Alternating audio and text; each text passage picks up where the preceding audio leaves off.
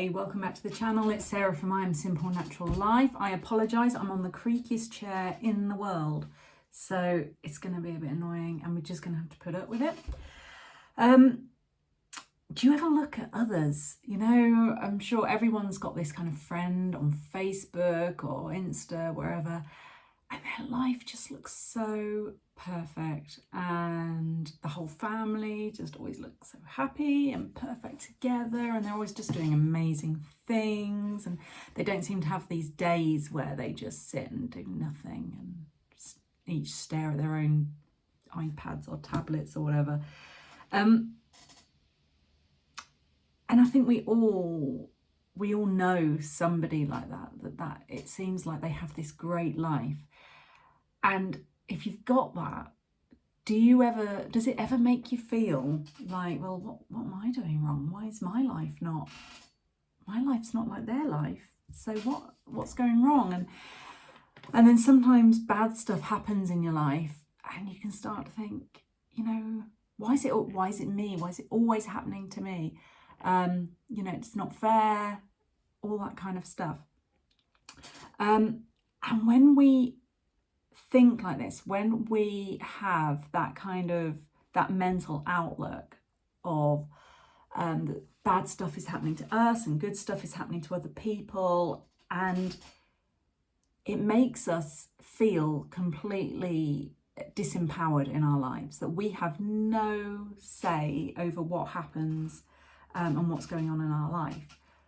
But actually, what if I told you that the way that your life looks is ultimately all to do with the choices that you make?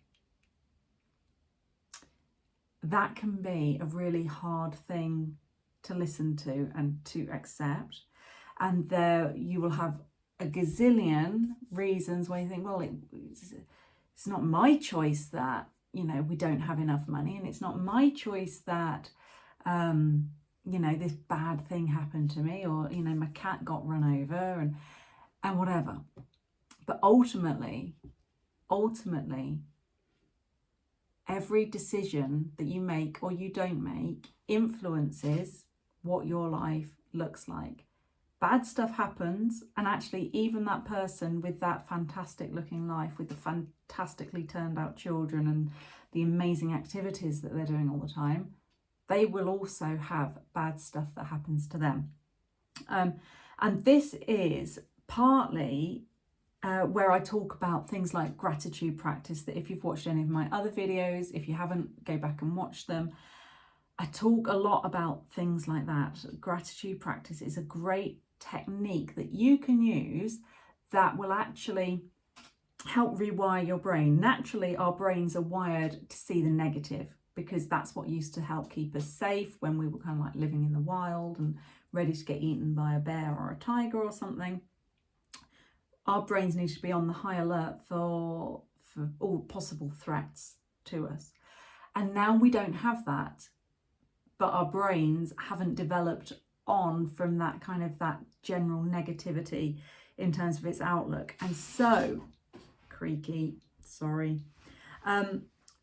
And so what this means is that you can end up having this kind of like a fatalistic attitude about your life. Like, well, it's not my fault, or that's just how things are. And other people are luckier than me. I'm not lucky. I never win anything. I'm no good. And the problem with having that kind of outlook is it becomes like a self-fulfilling prophecy, because your brain is always looking for the negative in every situation. So rather than getting to the end of the day and thinking, God, I did really well, I didn't shout at the children today, and you know, I actually got a load of washing on, you'll be going to bed just thinking, oh, well, I should have done more with the children. I mean, I might not have shouted at them, but I didn't really engage with them properly. And I did one load of washing, but there's another 3 more that needs to be done. And even the load of washing I've not managed to put that away. And you're beating yourself up, and you're just feeling like, I don't have enough time. It's not my fault. You know, I don't know how other people do it because I can't. And that's where things like gratitude practice really help. So you finish the day and you you think and you feel utter gratitude towards the three things that you have that have gone well in your day or that you're grateful for, and three things about yourself that you're grateful for as well, because it can be very easy to feel grateful. You know, I'm grateful that my children are healthy, I'm grateful that we have enough to eat, or, you know, that sort of thing. It can be a lot harder to show the love and gratitude towards yourself. So I'm grateful that time when my child threw all the Rice Krispies on the floor, I didn't go berserk, which I really wanted to. And actually that time I held it together and I did really well, for example. That kind of technique, the more you practice it, the better you'll get. And the stronger mentally that you become, really helps to rewire your brain to start to see the positives. And alongside that, it's ultimately understanding that the choices you make or that you don't make will have a bearing on how your life is. And the fatalistic kind of attitude that so many of us have of, you know, oh, well, bad things just happen to me, or it's not fair because, or it's all right for them because, actually that's not helping you. It's actually keeping you stuck where you are.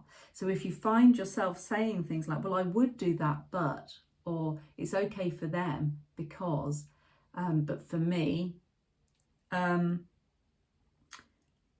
having that kind of thought process where you are disempowering yourself from the situation, you're just feeling like you have no choice, this is just how things are, it's not true. And it's actually, it really is restricting your opportunity for growth. So if you are here watching this, it's because you want a better life, you want to make positive changes in your life, and you want to start that.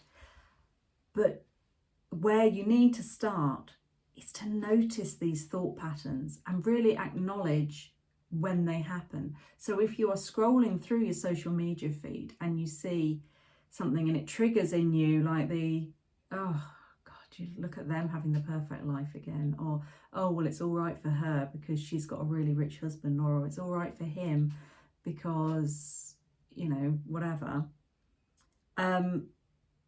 Catch yourself. Just notice it, catch yourself, and acknowledge that you have had that thought, and then replace it with a more positive thought. So if you see somebody with their perfect life with their kids on social media and your immediate thought is, oh, well, it's all right for them, they've got loads of money, they're loaded. Reframe that. Notice it, acknowledge it, and think, oh, gosh, where did that come from? And then reframe it, and you can reframe it in whatever way makes sense for you. But it could be, gosh, it really looks like they do a lot of stuff that I see on social media. Actually, I wonder if my children would enjoy doing that. Maybe we could try to do that. Or, oh, today, actually, that's quite inspiring. Today, I'm going to do this with my children, or going to do this for myself. Whatever it is, there will be a way that you can reframe it to bring positivity into your life. And the more that you do it, the easier it becomes. And it's just like a muscle, really, that you're working on and you're practicing, and it gets stronger and stronger. It was Amy Morin, I think,